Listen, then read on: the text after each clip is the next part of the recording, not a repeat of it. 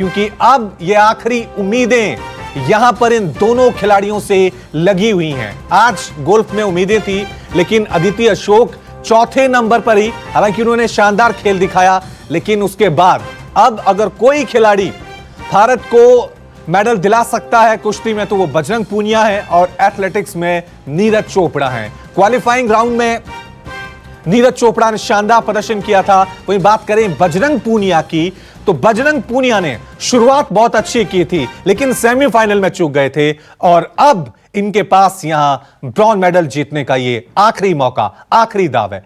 एक छोटा सा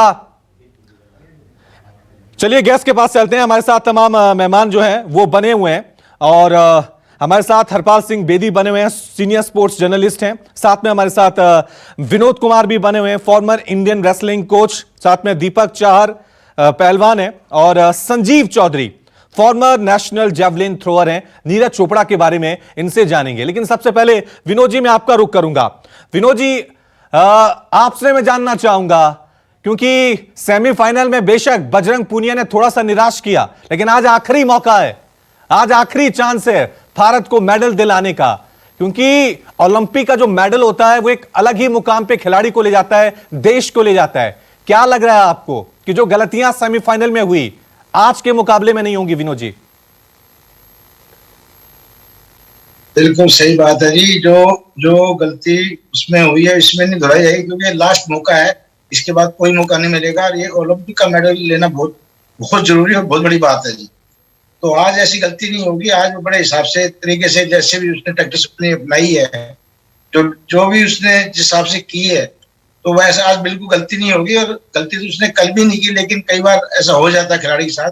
कुछ चोट से भी घायल था, कुछ कई कारण थे, लेकिन हम उसको नहीं, पिछली बात को नहीं जाते। अब हम आज देखते हैं ब्रॉन्ज के लिए। आज वो अच्छा बिल्कुल स्टार्टिंग बड़ी अच्छी करेंगे। आज वो अच्छे ढंग से लड़ेंगे, कैसे अटैक करना है, कैसे क्या करना है, सब उन्होंने अपनी बना के तैयार रखी हुई है अपने हिसाब से। तो वो आज ऐसी गलती नहीं करेंगे और वो आज ब्रॉन्ज मेडल जरूर लेंगे ओलंपिक का। उनके लिए बहुत जरूरी है लेना। ये पूरे देशवासी सब इसी चीज का इंतजार कर रहे हैं और देश के लिए बहुत बड़ी बात होगी मेडल लेना। तो इस बार लेंगे तो देश को इंतजार है इसका मेडल का। तो दीपक पुनिया ऐसी कोई गलती नहीं करेंगे और अपने हिसाब से जैसे भी लड़ना है उनको, कैसे लड़ना है उनको पता है, क्योंकि वो लड़ते रहे। अभी बहुत बड़े रेसलर है, छोटे नहीं है। एशियन गेम्स में, कॉमनवेल्थ गेम्स में सबने गोल्ड है इनका और हर जगह इन्होंने मेडल अच्छे से करे। वर्ल्ड चैंपियन बने, वर्ल्ड के 3-4 मेडल है इनके पास। तो कभी ऐसी गलती नहीं करेंगे, बहुत अच्छे ढंग से आज लड़ेंगे और मेडल लेंगे। बिल्कुल आज कोई गलती की कोई गुंजाइश नहीं है। दीपक जी आपसे मैं जानना चाहूंगा, क्योंकि जब भी कुश्ती के मुकाबले शुरू हुए थे, अगर किसी पहलवान का नाम लिया जा रहा था कि भारत को अगर कोई गोल्ड मेडल दिला सकता है तो वो बजरंग पूनिया है। शुरुआत बहुत अच्छी हुई थी, पहले 2 मुकाबले शानदार तरीके से जीते थे। सेमीफाइनल में 2 टाइम वर्ल्ड चैंपियन से उनका मुकाबला हो गया। अब ये ब्रॉन्ज मेडल का एक अलग प्रेशर होता है। यहां से अगर आप हारे तो हो सकता है खाली हाथ लौटना पड़ेगा, और दूसरा आपका नाम इतना बड़ा है, बजरंग पूनिया नंबर 1 पहलवान आप रह चुके हैं, नंबर 1 रैंकिंग आपकी रह चुकी है। आपको लग रहा है ये सारा प्रेशर इस मुकाबले से पहले बजरंग पूनिया को अच्छे तरीके से हैंडल करना होगा?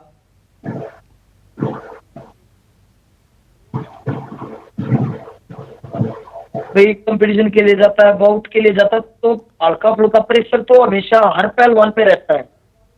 और अभी जो है बजरंग पूनिया से बहुत ज्यादा उम्मीदें थी, अभी उनके ऊपर बहुत ज्यादा प्रेशर होगा, लेकिन वो एक्सपीरियंस प्लेयर है, वो उसको अच्छी तरह एफर्ट करके अच्छी तरह अपना 100% देंगे और मेडल जीत के लेके आएंगे। ठीक है, जरूर है, जाहिर सी बात है, पूरा देश आज यही दुआएं कर रहा है, पूरा देश आज यही उम्मीदें कर रहा है कि बजरंग पूनिया और नीरज चोपड़ा दोनों यहां पर मेडल जीते। ये बहुत जरूरी यहां पर हो जाता है। विपुल कश्यप हमारे साथ बने हुए हैं, लगातार हम बजरंग पूनिया के गांव से एक एक अपडेट, एक एक तस्वीर आपको दिखा रहे हैं। विपुल आपका मैं रुख करूंगा, सेमीफाइनल में चूक गए थे, उस वक्त देखा था कई गांव वाले, उनके परिवार वाले आंखों में आंसू थे, लेकिन आज एक बार फिर उम्मीदें हैं, गोल्ड ना सही ब्रॉन्ज लेकर बजरंग पूनिया देश लौटेंगे। क्या माहौल है वहां पर? देखिए रवि, नीरज के घर पे हूँ फिलहाल मैं। आज मैं बजरंग के घर से थोड़ा सा आगे आ गया और नीरज के घर पे आए हैं। और नीरज के घर पे क्या माहौल है ये देखिए, उनके पिताजी, उनके चाचा जी, उनके यार दोस्त हमारे साथ मौजूद है और मैं उनके पिताजी से पहले बात करवाऊंगा। आपकी अंकल कैसा आज महसूस हो रहा है और आज उम्मीद है कि मेडल लेके आएगा बेटा आपका? हमें बहुत अच्छा महसूस हो रहा है, हमें खुशी है कि आज उनका मैच है और पूरा गांव और पूरा जैसे अपना सरकारी प्रशासन के जितने लोग हैं, सरकारी ऑफिसर, सभी लाइव अपनी बड़ी स्क्रीन के ऊपर जो फेडरेशन ने लगाई हुई है, तो उसको मैच को देखने के लिए सभी इकट्ठा मेरे घर पे हुए हैं। इनके चाचा जी से बात करेंगे। अंकल, किस तरह की तैयारी आप लोगों ने करी है आज और आज क्या इसके जश्न की क्या तैयारी हुई है जब मेडल आज नीरज उठा लेंगे आज? देखिए, हमारी तैयारियों में हमने कोई कसर नहीं उठा रखी और हम उम्मीद करते हैं मेडल आएगा तो वो जश्न एक अलग ही होगा और उसके लिए भावनाएं शब्दों में व्यक्त नहीं कर सकते, इतनी खुशी होगी हमें। बिल्कुल, देखिए इनके साफ कहना है कि पूरी इन्होंने तैयारी कर रखी है और पूरा जश्न का माहौल होगा। मेरे साथ कुछ दोस्त उनके मौजूद हैं जो उनके साथ जो है सबसे ज़्यादा जो है वक्त बिताते थे। नीरज के पहले निकनेम क्या रखा होगा आप लोगों ने नीरज का? नीरज को ना बेसिकली निज्जू कहते थे, जो उनका नाम ना उनकी दादी जी ने रखा था, तो निज्जू के नाम से उनको जाना जाते थे गांव में। सभी उसको निज्जू ही कहते थे गांव में। तो आप लोग उनके बचपन के दोस्त तैयारियां किस तरह करते थे? वो गांव में रहकर जैवलिन, क्योंकि मुश्किल है यहाँ प्रैक्टिस करना, तो किस तरह उनको ये जोश कैसे आया, इनको जैवलिन का ख्याल कैसे आया? देखिए, गांव में तो कोई ऐसा इंफ्रास्ट्रक्चर था नहीं गांव में जैवलिन वगैरह के लिए। वो थोड़ा ओवरवेट था, फिजिकली एक्टिविटी के पर्पज से कि थोड़ा फिट हो जाएगा, जिम में भेजा गया उसको। उसके बाद वो पानीपत शिवाजी स्टेडियम के में जाता था वो रूटीन में, वहाँ पे उसकी फिटनेस कुछ ठीक हुई। उसके बाद वहाँ पे जैवलिन ट्राई की तो उसने काफ़ी नॉर्मल बच्चों से काफ़ी अच्छा थ्रो किया था। उसके बाद फिर वो कंटिन्यू जैवलिन में ही अचीव करता गया। तो आज गांव का लड़का, बच्चों जैसे उन्होंने बताया कि मजाक में जो है इंटरनेशनल लेवल पे पहुंच गया, आज लग रहा है कि पदक उठा ही लेगा। हाँ सर, मुझे लगता है कि वो पक्का गोल्ड लेके आएगा। तो नहीं, आप लोगों की बात हुई है नीरज से कुछ हुई टोक्यो से पहले? नहीं, वो गांव में आया था, पहले बात हुई थी, हमने उनको कॉन्ग्रेचुलेसन किया कि अब की बार गांव आना तो गोल्ड ही लेके आना। अंकल, आपकी बात हुई है नीरज से? टोक्यो में बात हुई आपकी एक बार भी? टोक्यो में जैसे उसने अभी क्वालिफाई किया है फाइनल राउंड के लिए, तो उनसे बात हुई। उन्होंने कहा कि पापा, मैं जो अपना प्रदर्शन पीछे अपना था, अचीवमेंट जो अपनी पीछे थी 88.07 मीटर की, उसमें सुधार करने का पूरा प्रयास करूंगा और दिल जान लगा दूंगा मेडल के लिए। बिल्कुल, एक आज इंडिया वर्सेस पाकिस्तान माना जा रहा है क्योंकि पाकिस्तान भी उनकी कंपेटिटर है, तो लग रहा है कि पाकिस्तान वाले उनसे आगे निकल पाएंगे। हालांकि पाकिस्तान के जो खिलाड़ी हैं वो कहते हैं वो रोल मॉडल नीरज को मानते हैं। नीरज है बहुत ज़बरदस्त, उसकी जो थ्रो की टेक्निक है वो बहुत ही शानदार टेक्निक है। नीरज के जो पोस्चर है, अगर वो एक सेकंड के लिए अगर हाथ रोक ले, जस्ट कभी मिनी सेकंड 0.1 सेकंड के लिए अगर अपना लेफ्ट हैंड रोक ले, तो 92 या 93 के तरफ उसकी मीटर की थ्रो पड़ेगी। और उससे जो जर्मनी वाला कंपटीटर है, सिर्फ जॉन वेटर उसका कंपटीटर है और कोई कंपटीटर नहीं है। नीरज का अवश्य गोल्ड आएगा, 100% गोल्ड आएगा। तो रवि, इनको तो पूरी उम्मीद है कि गोल्ड आएगा। उन्होंने टेक्निक भी बता दी है कि अगर वो थोड़ा सा अपना हाथ हल्का सा रोक दे तो गोल्ड जरूर आएगा। और उनके दोस्तों से पूछना चाहूंगा, कोई आखिरी पहले चेयर अप करना चाहेंगे नीरज के लिए? एक बार बेस्ट ऑफ लक बोलना चाहेंगे? देखिए, इनका साफ एक ही साफ तौर से पूरा देश आज नीरज चोपड़ा को यही कह रहा है कि गो फॉर गोल्ड, क्योंकि नीरज चोपड़ा आखिरी उम्मीद बचे हुए हैं। अभी तक टोक्यो ओलंपिक में भारत को सिल्वर मेडल मिला है, ब्रॉन्ज मेडल मिला है, लेकिन गोल्ड मेडल अभी तक नहीं मिला है। हमारे साथ संजीव चौधरी बने हुए हैं, फॉर्मर नेशनल जेवलिन थ्रोअर हैं। इनसे मैं थोड़ी सी इस गेम की बारीकियां जानना चाहूंगा। संजीव जी, आपका मैं रुख करूंगा।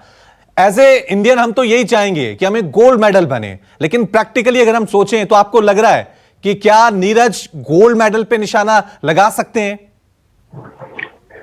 बिल्कुल सही आपने कहा। नीरज ने जिस तरीके से शुरुआत से ही अपने रुख दिखा दिए थे और अपने आपको एक ऐसा ग्रूम किया है जी कि वो ऐसा लगता है कि he is born to win gold medal for India. तो जैसे उसने अपने आप को एक फिटनेस से लेके और आज यहाँ तक पहुंचा है, और जो आज उसकी जो पर्सनैलिटी है, जो उसका स्टाइल है, मुझे लगता है आज वो 92-93 टच उसको करना चाहिए।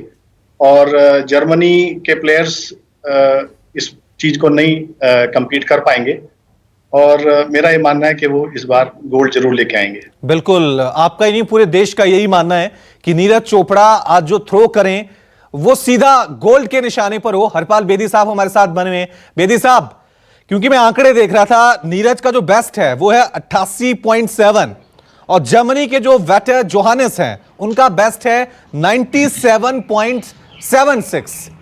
इन दोनों खिलाड़ियों के बीच आपको लग रहा है क्या जबरदस्त टक्कर देखने को मिलेगी कहीं, क्योंकि ऐसा होता है कई बार कि ओलंपिक में जो आपका बेस्ट होता है दबाव में आप आए तो आप अपना बेस्ट भी नहीं दे पाते और जोश में हुए तो नया रिकॉर्ड भी वहां पर बन जाता है।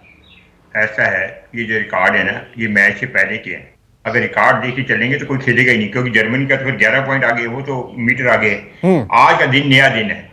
जो इसने नीरज ने पहले क्वालिफाइंग राउंड में भेजा था वो भी पुराना हो गया। आज नई कंपटीशन है, आज नया सिलसिला होगा और आपको कोई नहीं पता कि कौन सा, और जो 12 क्वालिफाइड हुए हैं 12 उनमें कौन क्या कर दे। तो इतिहास या रिकॉर्ड देखना बड़ा अच्छा होता है, क्योंकि उससे आपको कुछ आइडिया मिलता है कि नीरज बहुत अच्छा कर रहा है। मगर वो जो रिकॉर्ड है वो आज तक मैच से शुरू होने से पहले, ये कंपटीशन शुरू होने से है, उसके बाद मायने नहीं रखता। एक बड़ी इंटरेस्टिंग बात बताऊंगा, डेविस कप का मैच हो रहा था यहाँ पर, तो रेंजर पे से किसी ने पूछा कि आपकी जो रैंकिंग है बहुत कम है और जो आगे जो खेल रहा है उसकी तो बड़ी हाई रैंकिंग है। उसने कहा रैंकिंग जो है मैच से पहले की होती है, मैच में रैंकिंग नहीं चलती, क्योंकि अगर इस तरह रैंकिंग देखें तो कोई मैच खेलेगा भी नहीं। तो आज नीरज का जिस तरीके की परफॉर्मेंस है या जिस तरीके की फॉर्म है हमारा, मैं यही मानता हूँ अगर ये अपनी फॉर्म को रिप्रोड्यूस करें जी मेडल मिल जाएगा। ये मैं ये नहीं कह सकता किस रंग का नाम, इतना एक्साइटेड हो जाता हूँ। ये इस लड़के में हर खूबी है जो एक एथलीट में होनी चाहिए। और आप देखिए ये बहुत ही ठंडे स्वभाव का, बाकी एथलीट से ज्यादा बोलता भी नहीं है। बड़ा मुश्किल है इससे कुछ बात करवाना। मतलब अपने से आप पीटी उषा की बहुत अच्छी ट्वीट है कि मैं अपने बेटे पे बड़ी उम्मीद करती हूँ, ऐसी ट्वीट होनी चाहिए। उसने ये नहीं कहा कि गो फॉर गोल्ड और ये कर दो। उन्हें कहा, पीटी उषा ने कहा कि मैं अपना चाहती हूँ कि मेरा बेटा है नीरज चोपड़ा, उसको लेकर आए मेडल। जिस तरीके की परफॉर्मेंस है, जिस तरीके की थ्रो कर रहा है, मैं तो विश्वास करता हूँ कि मेडल जीतेगा। दूसरा रहा बजरंग पुनिया। आपने कहा कि उसने कोई गलती नहीं की, उसकी सब एक कमजोरी है, उसकी नी की इंजरी है और दूसरे पहलवानों को पता है इसकी नी इंजरी है। ये कहना कि उसने वो पहलवान अटैक ही करते हैं उसकी नी पे।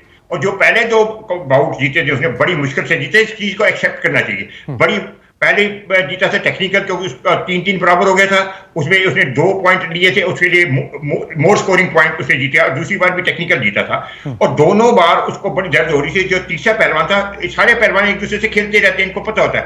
और जो वो स्टेप पहन के आता है उसको पता है कि इसकी नी पे इंजरी है। तो इसका अगर नीरज की जो बजरंग जो प्रॉब्लम है वो इसकी इंजरी, और ये पहलवान को पता है। और दूसरी मुझे समझ नहीं आई, एक महीना रूस में क्यों ट्रेनिंग करते हैं, यूक्रेन में क्यों ट्रेनिंग करते हैं। अब आपने ट्रेनिंग की रूसियों के साथ, उनको सब पता है कि आपकी कमजोरी क्या है। यही विनेश फोगट के साथ भी हुआ।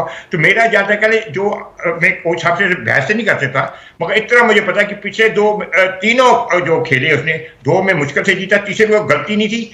दूसरा पहलवान उसकी कमजोरी जानता था, ठीक है, और वो उसको ऐसा पटक नहीं मार सकता था जो उसकी। देखिए आज यही होगा, उस पर अटैक करेगा नी पर, आप कैसे ये प्रोटेक्ट करेगा अपनी नी को और कैसे ये धाव करेगा, ये तो ठीक है विनोद जी से जान लेते हैं। ठीक है विनोद जी से जान लेते हैं। विनोद जी ये अपने आप में विनोद जी बड़ा चैलेंजिंग हो जाता है जब विपक्षी पहलवान को ये पता है कि इस पहलवान के घुटने में चोट लगी हुई है, तो बार बार वो वहां पे वार करेगा। ये कितना बड़ा चैलेंजिंग होगा यहां पर बजरंग पूनिया के लिए जब वो दंगल में उतरेंगे। एक तरफ अपनी इंजरी को बचाना, दूसरी तरफ मेडल के लिए लड़ना, बहुत चुनौतीपूर्ण हो रहने वाला है आज बजरंग पूनिया के लिए। ये कल आपने जब बाउट देखी थी, कल जब उससे अजरबैजानी से हो रही थी, तो वही वो बार बार पैर की तरफ अटैक करने की कोशिश कर रहा था। वो बार बार उसको मालूम है इसकी चोट लगी हुई है, क्योंकि निकब जो पहना को उनको पता होता है इसके चोट लगी है, तो वो बार बार वही कोशिश कर रहा था। आज भी जो खिलाड़ी होगा वो कोशिश करते हैं कि जहां कमजोरी जो अगर लेग में चोट लगी हुई है, पैर में चोट लगी हुई है, वहीं अटैक करेगा वो। और उसको लेकिन बजरंग अपने हिसाब से उस चीज से बचेगा, कोई बात नहीं, लेकिन वो एक कोशिश करते हैं कि जहां चोट लगी वहां अटैक करने से वो बंदा आसानी से पॉइंट दे देगा। ये उनकी सोच होती है, लेकिन ऐसा नहीं है। वो अपना आराम से पूरा डिफेंस करके लड़ेगा, ढंग से लड़ेगा, पैर को बचा के लड़ेगा। और अब वो चीज नहीं, आज तो करो और मरो वाली बात है। आज मेडल लेना बहुत जरूरी है, तो आज बजरंग ने वो चीज सोच रखी, करो और मरो, कि आज मुझे मेडल लेना ही है, कैसे भी ले, किसी तरह भी ले। ये आज उसके पूरा 100% अपना पूरा जोर लगा देगा, टेक्निक का, टैक्टिक्स का, ताकत का, सब कुछ लगा करके वो अपना मेडल लेगा, जरूर लेगा। आज मुझे पूरी उम्मीद है। बिल्कुल बिल्कुल, आज जितने भी दाव हैं बजरंग के तरकश में, आज जितने भी तीर हैं, आज वो मैदान पर चलाने होंगे, क्योंकि बजरंग बहुत प्रॉमिसिंग पहलवान थे, उनसे गोल्ड मेडल की उम्मीदें की जा रही थी। अब उनके पास ये आखिरी मौका यहां पर बचा हुआ है। दीपक जी, आपसे मैं जानना चाहूंगा, क्योंकि यहां पर कहा जाता है कि पहलवानी में एक के बाद एक कई ऐसे दाव होते हैं जिससे विपक्षी पहलवान को पूरी तरह से चित कर सकते हैं। रवि दहिया ने सेमीफाइनल में आखिरी मुकाबले में एक लकड़बग्गा दाव लगाया था।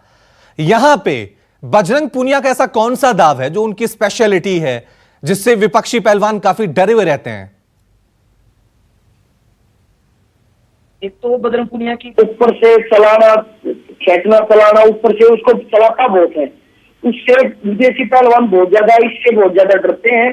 और उनका जो है चला के लेग गट्टे में अटैक करना, बार बार वही मेन अटैक उनका वही है। और नीचे आने के बाद वो टंगी बहुत अच्छे डालते हैं। और वो अगर कोई टंगी में आ जाता है तो वो उस पे, जैसे आपने देखा कि क्वार्टर फाइनल में ईरानी पहलवान को उन्होंने चित किया जी, ऐसे ही वो नीचे आने के बाद जो है टंगी दाव को लगाते हैं और उनसे पहलवान को चित करते हैं। और उनसे पहलवान इसी बात से जो है उनके चलाने से, क्योंकि उनमें स्टैमिना बहुत ज्यादा है, वो स्टार्टिंग में जैसे ही बाउट स्टार्ट हो जाती है वो विपक्षी पहलवान को बार बार चलाना, खींचना, चलाना, अपनी जगह बनाने पे अटैक, इस पे ज्यादा फोकस रखते हैं वो। साफ तौर से आज जो है गोल्डन दाव लगाना होगा, क्योंकि जिस तरह से नीरज चोपड़ा आज गोल्डन के लिए खेल रहे हैं, बजरंग पूनिया ब्रॉन्ज मेडल के लिए खेल रहे हैं, दोनों से उम्मीदें हैं पूरे देश को, क्योंकि यही दो खिलाड़ी हैं, ये रिकॉर्ड तोड़ सकते हैं। लंदन ओलंपिक का 6 मेडल तब जीते थे, 5 हम इस बार जीत चुके हैं, 7 हो जाएंगे अगर ये दोनों जीत जाएंगे और इतिहास बन जाएगा। नमस्कार, मैं हूं मानक गुप्ता। अगर आपको हमारा ये वीडियो पसंद आया हो तो इसे लाइक और शेयर जरूर करें, और हां, हमें सब्सक्राइब और फॉलो करना ना भूलें ताकि आप देश और दुनिया की कोई खबर मिस ना करें। तो जुड़े रहिए हमारे साथ और देखते रहिए न्यूज़ 24।